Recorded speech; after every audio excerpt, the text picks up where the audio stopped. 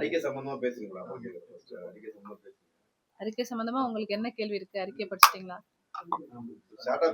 அது பர்சனல் மேட்டர்ன்ற மாதிரி சொல்றாங்க மேடம். நீங்க இப்போ அறிக்கை ஒன்று விட்டுருக்கீங்க, அவங்களுக்கு ஆதரவு தெரிவிக்கிற பெண்கள் இருக்கதான் செய்யறாங்க. ஆதரவு தெரிவிக்கிற பெண்கள் எப்படியா பண்ற பெண்கள் எனக்கு தெரியல.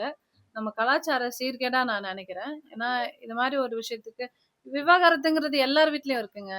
விவாகரத்து பண்ணாத ஏதாவது ஒரு குடும்பத்துல விவாகரத்து நடக்காம இருக்கான்னா இன்னைக்கு இல்ல. ஏன்னா அந்த அளவுக்கு இன்னைக்கு விவாகரத்துங்கிறது பெருகி இருக்கு.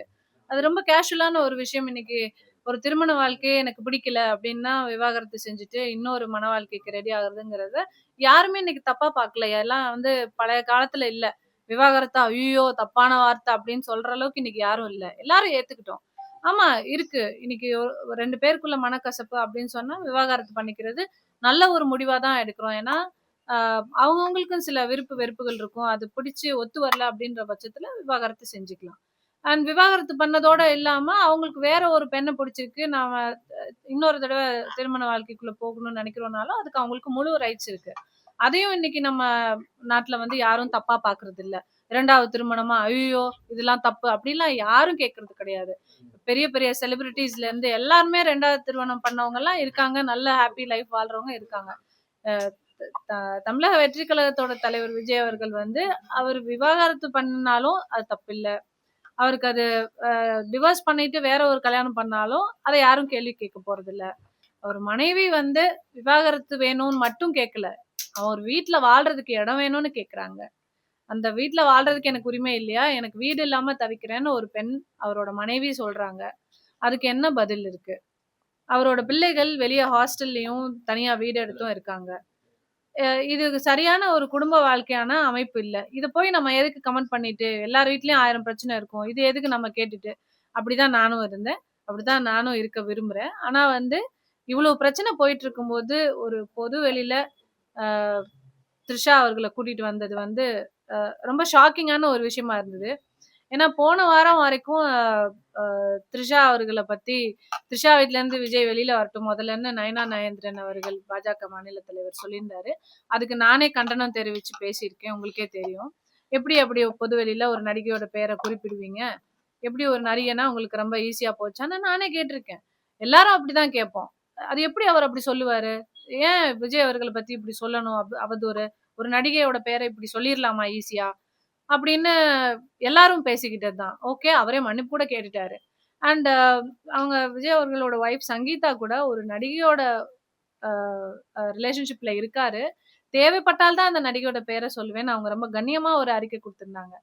இவ்வளவு பேரும் இவ்வளவு கண்ணியமா நடந்துட்டு இருக்கும்போது, மேடை ஏறி மகளிர் தினத்தன்னைக்கு இவ்வளவு பெண்ணியம் பேசி, கண்ணியம் இல்லாம ஒரு ஒரு ஒரு கல்யாணத்துக்கு த்ரிஷாவையே கூட்டிட்டு வராருன்னு சொன்னா, நாளை இன்னைக்கு சமுதாயம் வந்து எப்படி பார்க்கும் இத? இத ஒரு நல்ல ஒரு ட்ரெண்ட் செட்டிங்கான விஷயம் கிடையாது. ர அவர் வந்து ஒரு சின்ன பையன், 18 வயசு குமரன், ஒரு ஒரு ஒரு நடிகைய கூட்டிட்டு வந்து வர்றாரு, ட்வின்னிங் பண்ணிட்டு வர்றாரு அப்படின்னு சொன்னா, அது யாரும் சின்ன பசங்க என்னமோ பண்ணிட்டு போறாங்கப்பா அப்படின்ற அந்த ஒரு இதுல பார்ப்பாங்க. He is going to become a leader. நாளைக்கு ஒரு சிஎம் ஆகணுன்ற ஒரு கனவோட இருக்காரு. மக்கள் அவ்வளவு கனவோட இருக்காங்க அவர சிஎம் ஆக்கணும்னு. அப்படி ஒரு எண்ணத்துல எல்லாரும் பார்த்து, உங்களுக்காக உழைச்சுக்கிட்டு இருக்காங்க அவ்வளோ பேரு. நீங்க உள்ள இருந்து பார்க்குற உங்களுக்கு தெரியாது. உங்களுக்கு பின்னாடி எவ்வளோ பேரு எவ்வளோ உழைப்பு போட்டுட்டு இருக்காங்கன்னு. ஒண்ணும் இல்ல. ஒரு நாளைக்கு உங்க ஆஃபீஸ்க்கு வந்து போறதுக்கே ஒரு பெண் நிர்வாகியா எனக்கே எவ்வளோ டைம் ஆகும். இங்கேருந்து எல்லா வேலையும் முடிச்சுட்டு இங்கேருந்து அங்க போய் பார்த்து ஒரு மீட்டிங் போணும்னா கூட எங்களுக்கு அவ்வளோ டைம் ஆகும். கட்சியிலயோ, எதுலயும் யாரும் எதுக்கும் பே பண்றது கிடையாது. உங்களுக்காக எங்க டைம செலவு பண்ணி, எங்க பணத்த செலவு பண்ணி, எல்லாரும் உங்களுக்காக அவ்வளோ ரிஸ்க் எடுத்து வந்து அவ்வளோ வேலை பார்க்குறோம்னா, அத கொஞ்சமாவது மதிக்கணும்னு நெனைக்கிறேன். அவ்வளவு ரெஸ்பெக்ட் குடுத்து உங்களுக்கு நாங்க எல்லா பிரச்சனையிலயும் முட்டு குடுக்குறோம். ஒவ்வொரு பிரச்சனையிலயும் நெறைய தப்பு இருக்கு. எல்லா பிரச்சனையிலயும் முட்டு குடுக்குறோம்ல. எவ்வளோ யங்ஸ்டர்ஸ் உங்களுக்காக தூக்கி தூக்கி வச்சு பேசுறானுங்க. அந்த டிவிகே ஃபேன்ஸ், வாரியர்ஸ் வாட்டெவர் என்ன வேணாலும் வச்சுக்கோங்க. கரூர் விஷயத்துலேருந்து எல்லா விஷயத்துலயுமே எங்க அண்ணா பண்ணா சரியா தான் இருக்கும். இல்ல அண்ணா இப்படி, அதனால தான் இதாயிருச்சு. இப்படி ஜனநாயகன் படம் ரிலீஸ் இந்த மாரி அலையன்ஸ் விஷயம். எதுவா இருந்தாலும் மக்கள் நாங்க நிக்கிறோம் உங்க கூடன்னு உங்க கூட சப்போர்ட் பண்ணி நிக்கிறாங்க. அவ்ளோ இளைஞர்கள், பெண்கள் தலைவர் வரணும், எங்களுக்கு விஜய் வரணும், மாற்றம் வேணும்னு கேக்குறாங்க. அப்போ அந்த மாற்றம் குடுக்குற விஜய் இப்படி ஒரு மாற்றத்தை ஏற்படுத்துவாருன்றது ஒரு ரொம்ப ஷாக்கிங்கான ஒரு விஷயமா இருக்குங்க. ஆஹ் மேடம் இப்போ பொதுவா ஒருத்தவங்க ஒரு கட்சியில இருந்து இன்னொரு கட்சிக்கு போறாங்கன்னா அந்த கட்சியில இருந்ததுக்கான தடயத்தை ஃபுல்லாவே அழிச்சிருவாங்க. உதாரணத்துக்கு ஓபிஎஸ் போறாரு, அவங்க வீட்டுல இருந்த ரெட்டல் எல்லாம் எடுத்துட்டாரு, அம்மா போட்டோ அவங்க எல்லாமே எடுத்துட்டாங்க.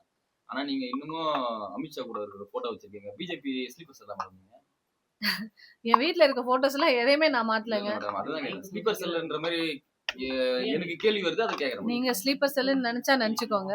எனக்கு அது தாய் கட்சி. நான் அதுக்காக எல்லாத்தையும் அழிச்சு நான் ஒண்ணும் பொதுவெளியில வச்சுக்கல. என் வீட்ல என் ரூம்ல வந்து நீங்க எடுக்குறீங்க. நான் வந்து பொதுவெளியில வீட்டு கேட்ல வச்சிருக்கேன் அப்படின்னு சொன்னா, அது என் வீட்டு கேட்ல ஒரு போர்டு இருந்தது. அது இருக்கான்னு பாருங்க போயி. அது இருக்காது. வீட்டுக்குள்ள நான் வந்து இதெல்லாம் பண்ண விஷயங்கள் எல்லாம் மாத்தி வைக்கிறது, ஃபோட்டோஸ் எல்லாத்தையும் மாத்தி வைக்கிற அளவுக்கு எனக்கு அது அது பெரிய அந்த அளவுக்கு இத வச்சிருக்கனால நான் ஸ்லீப்பர் செல் ஆயிருவேன்னா ஆயிட்டு போறேன். அத பத்தி ஐ டோன்ட் பாதர். சொந்த மனைவி பிரச்சனையே கட்டுக்கொள்ளாம இருக்கக்கூடிய விஜய் நாளைக்கு தமிழ்நாட்டு பெண்களை பிரச்சனை ஏற்பட்டா கண்டுகொள்வாங்கன்னு நினைக்கிறீங்களா? இதே ஒரு பெரிய விஷயமா இருக்கு. அதனாலதான் அது ஒரு பெரிய விஷயமா நினைக்கிறேன் நானு. இன்னைக்கு தன் மனைவி 25 வருஷம் வாழ்ந்து 2 பெண் பிள்ளைகளை பெத்த மனைவிக்கே வந்து பாக்குறதுக்கு அனுமதி இல்ல.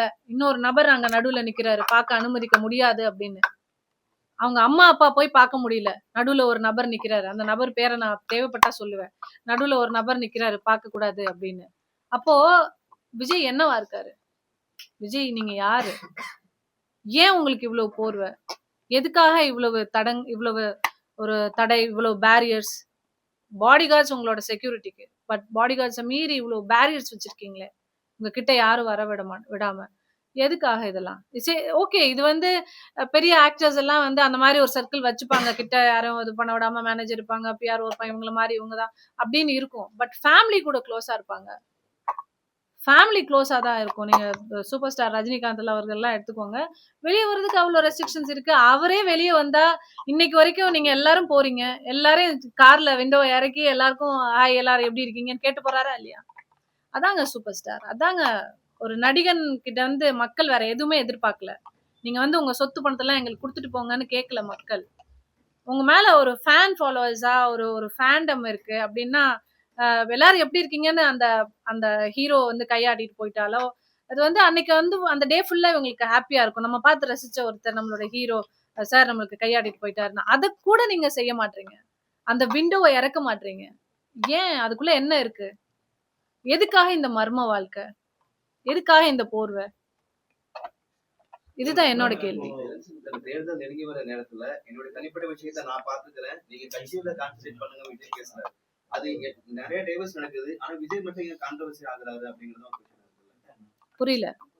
என்னோட தனிப்பட்ட விஷயத்த நான் பாத்துக்கிறேன், தொண்டர்கள் நிர்வாகிகள் நீங்க கட்சி விஷயத்துல பாருங்க, மக்களுக்கு நல்லது செய்யுங்க. என்னோட விஷயத்த நான் பாத்துக்கிறேன், அது ஒருத்தர் விஜய் பேசியிருக்காரு. டைவர்ஸ் நீங்க நிறைய நடக்குது. ஆனா அது விஜய் நடக்கும்போது மட்டும் ஏன் அது கான்ட்ரவர்சியா மாறுதுன்னு நினைக்கிறேன். அததான் நான் சொல்றேன். டைவர்ஸ்ங்கிறது பெரிய ஆட்கள்